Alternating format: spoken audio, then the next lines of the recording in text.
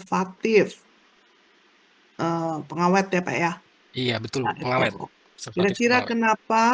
Kayaknya ini udah pada tahu Bisa dong. menjawab, Ya, Bapak? oke. Jangan lupa sebutkan namanya dan kelasnya ya. Ya, baik. Eh, izin memperkenalkan diri, saya Angelika Gloria dengan NIM 2215078. Saya dari kelas B. Nah, jadi penggunaan penambahan preservatif ini untuk menjaga kestabilan produk selama masa simpan dan untuk menjaga kualitasnya. Jadi supaya tidak ada pertumbuhan bakteri atau jamur pada sediaan, jadi menjaga kualitas produk tetap baik. Begitu, Pak. Oke. Oke, terima kasih atas jawabannya. Eh, hampir tepat. Ini memang menyangkut dengan kestabilan produk, tapi lebih eh, khususnya lagi dalam segi pertumbuhan mikroorganisme. Nah, tapi benar akan mengaruhi juga dengan kestabilan dari produk itu sendiri, karena pertumbuhan mikroba eh, akan mempengaruhi dari akan ada dari kestabilan si produk itu sendiri. Jadi di sini khususnya untuk produk yang dia sebagian besar formulanya adalah dari air, dia tentunya akan memiliki eh, kadar atau konten dari free water yang tinggi. Free water itu adalah air yang dia tidak terikat dengan bahan-bahan yang kita gunakan. Jadi yang benar-benar air yang bebas gitu. Nah, free water ini dia akan eh, dia bisa menjadi medium dari pertumbuhan mikroorganisme, sehingga di situ penting untuk kita tambahkan preservatif ini untuk menjaga mikroorganisme itu tidak tumbuh subur di dalam produk kita gitu. Nah, di sini ada dua contoh preservatif yang digunakan. Yang pertama ada penoksietanol dan imidiazodinil urea. Kemudian ada bahan-bahan lain yang digunakan seperti gelatin agent. Di sini contohnya ada tetrasodium EDTA. Di sini si EDTA ini dia akan mengkelat logam yang ada di air sehingga akan menjaga performance dari surfaktan kita agar bisa agar bisa membersihkan dengan baik dan tidak ada penurunan performance, karena kita menggunakan uh, surfaktan anionik yang bermuatan negatif di sini seperti slash tadi ya saudara. Dan dia sangat sensitif terhadap kandungan logam yang logamnya kan itu ion logam bermuatan positif. Jadi si ion logam ini bisa menurunkan performance dari surfaktan yang kita pakai gitu. Kalau secara visual sendiri bisa dilihat ketika kita menggunakan air yang kandungan di EDTA, kita bisa foam yang dihasilkan surfaktan itu akan lebih sedikit gitu. Kemudian thickener di sini contohnya dipakai sampo ini ada NaCl, ini garam NaCl. Tapi ini hanya bisa thickener ini cuma bisa digunakan ketika kita menggunakan surfaktan anionik atau surfaktan bermuatan negatif. Ketika kita hanya menggunakan surfaktan yang non-ionik saja, misal itu ini tidak akan bekerja dengan baik. Ataupun ketika kita bikin sediaan yang tidak ada kandungan surfaktannya, ini NaCl ini tidak bisa digunakan. Kita bisa gunakan thickener lain seperti yang alami, dari alami ada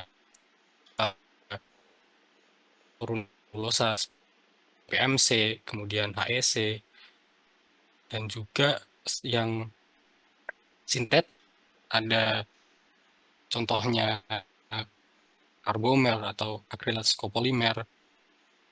Kemudian selanjutnya ada pH adjuster, itu citric acid. Di sini dia sebagai untuk menyesuaikan pH sesuai dengan yang kita inginkan.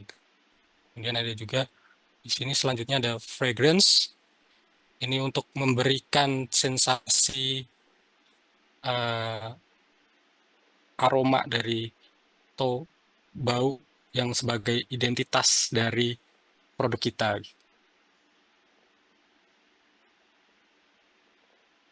Nah, ketika kita sudah menyusun tadi raw material yang kita butuhkan, kita sudah melakukan trial dari laboratorium dan sudah mendapatkan formula yang sesuai kita inginkan.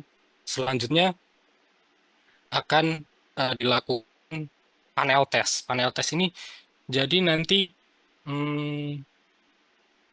R&D akan memberikan beberapa sampel kepada tim business development. Misalnya minimal sampel, biasanya satu sampel itu formula kita, satu sampel itu pembanding, itu bisa dari produk kompetitor biasanya, untuk mengetahui bagaimana performance produk kita dibandingkan dengan produk lain. Jadi nanti akan dibagikan ke beberapa panelis. Panelis tersebut akan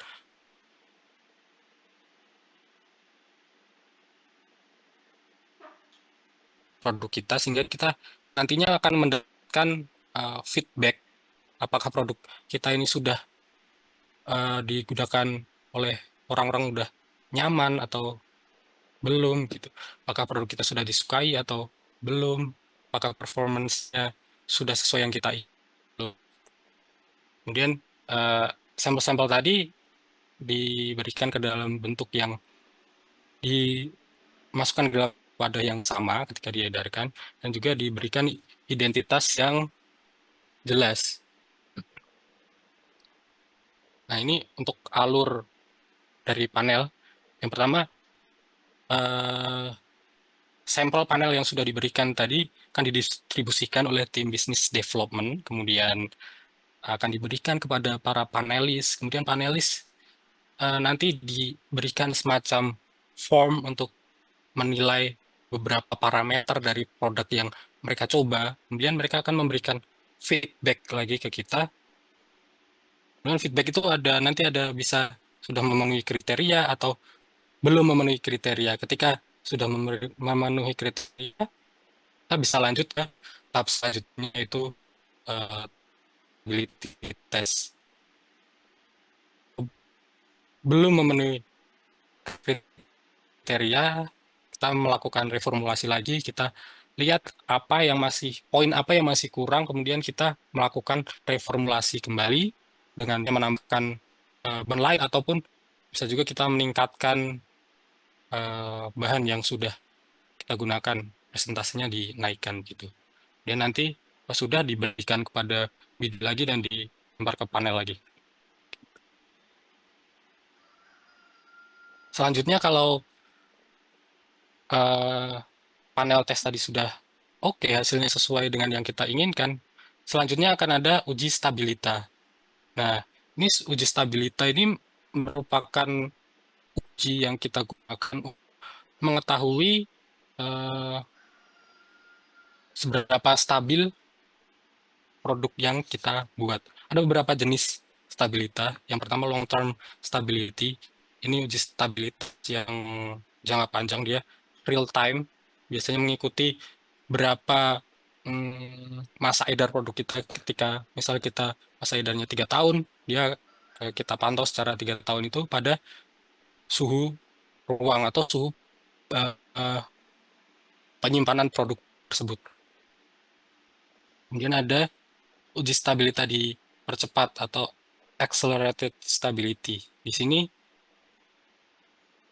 jadi waktunya diperpendek, tapi menggunakan biasanya sampel itu dimasukkan ke dalam oven dengan suhu yang cukup tinggi di 40 atau 45 derajat. Dan di sini ada semacam konversi waktunya itu 12 minggu di oven suhu 40 atau 45 derajat Celcius ini setara dengan temperatur selama 3 tahun.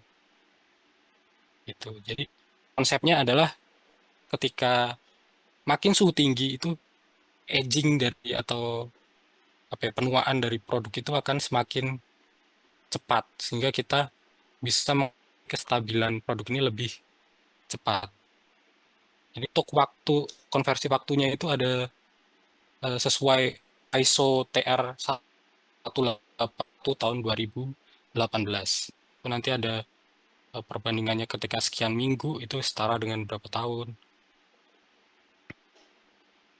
Dan minimal itu dilakukan di 12 minggu. Kemudian selanjutnya ada stress stability. Ada yang pertama itu the freeze thaw. Jadi ini sistemnya sampel kita dimasukkan ke dalam suhu yang ekstrim berganti-gantian. Yang pertama di suhu selama 24 jam, kemudian bergantian setelah itu dikeluarkan, dimasukkan ke dalam oven 40 atau 45 derajat selama 24 jam, dan kemudian dikeluarkan lagi dan dimasukkan ke suhu dingin minus 10 atau minus 5 derajat Celcius selama 24 jam. Itu dilakukan berulang, satu cycle dicek, minimal 3 cycle dilakukan seperti itu. Kemudian ada photo stability. Ini stability untuk mengetahui kestabilan produk kita kalau terkena paparan sinar matahari. Biasanya ketika kita memiliki produk yang packagingnya bening, itu akan lebih sensitif terhadap matahari. Jadi kita perlu melakukan uji photo stability ini. Apakah nanti warnanya berubah atau tidak gitu. Di uji stabilitas ini apa aja yang organoleptik itu secara visual, ada warna, bau, kehomogenan, dan juga bentuk kesediaan. Kemudian ada pH, ini dicek menggunakan pH meter, kemudian ada viskositas, dicek juga menggunakan viskometer, dan juga berat jenis, dicek menggunakan piknometer. Nah, ini instrumen yang digunakan, ada viskometer, ada pH meter, dan juga piknometer. Lanjut, dilakukan juga challenge test atau CT. Jadi CT ini untuk mengetahui seberapa kuat atau seberapa efektif preservatif yang kita gunakan di dalam produk kita.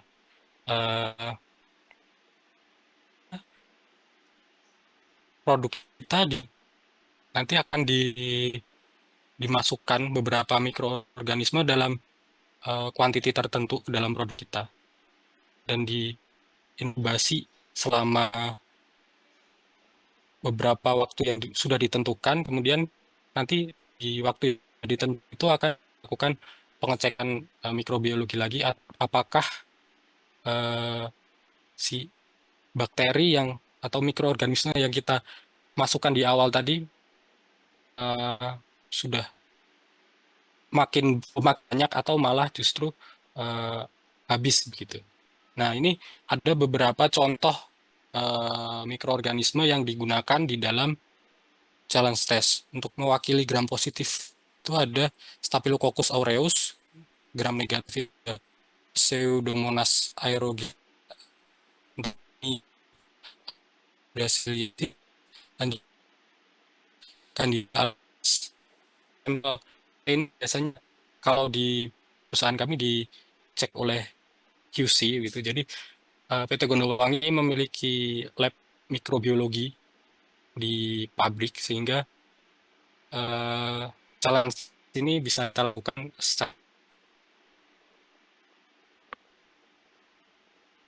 Kemudian ketika stability test dan juga challenge test sudah hasilnya bagus, kemudian kita bisa melakukan registrasi kita ke BPOM juga untuk halal.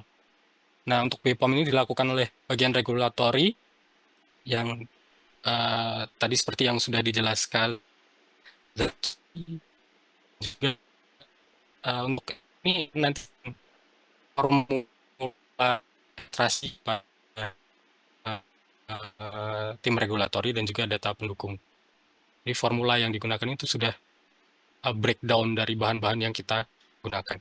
Kemudian halal itu dilakukan oleh KAHI. KAHI itu koordinator auditor halal internal suatu perusahaan. Kemudian nanti R&D juga submit formula yang akan didaftarkan tersebut dan juga data dan dokumen pendukung yang dibutuhkan untuk registrasi halal. Ya, setelah kita jadi ketika BPOM sudah oke, nanti outputnya akan mendapatkan nomor notifikasi, kemudian halal sudah oke, nanti sudah mendapatkan sertifikat halal dan juga nomor halal yang bisa dicantumkan di dalam kemasan. Kemudian kita lakukan trial produksi pertama secara pilot scale dulu. Ini biasanya dilakukan di skala yang terkecil di pabrik gitu. Contohnya di 200 atau 250 atau 300 kilo. Minimal 3 kali untuk melakukan validasi. Ketika 3 kali sudah oke, kemudian kita membuat laporan trial. Di situ setelah itu produksi bisa menjalankan produksi tanpa didampingi oleh R&D. Kemudian selanjutnya scale up. Setelah pilot scale tadi, scale up ini untuk mencoba di skala atau batch size yang lebih besar, contohnya di 2 ton, 5 ton, juga dilakukan kali minimal dan juga outputnya nanti akan ada laporan trial. Ini salah satu contoh mesin produksi yang digunakan atau mixer yang digunakan untuk memproduksi kosmetik. Ya, sekian dari saya. Terima kasih. Oke, terima kasih Pak Bayu atas pemaparannya. Jadi ini dari aspek R&D ya Pak ya, untuk produk kosmetika di Gondowangi.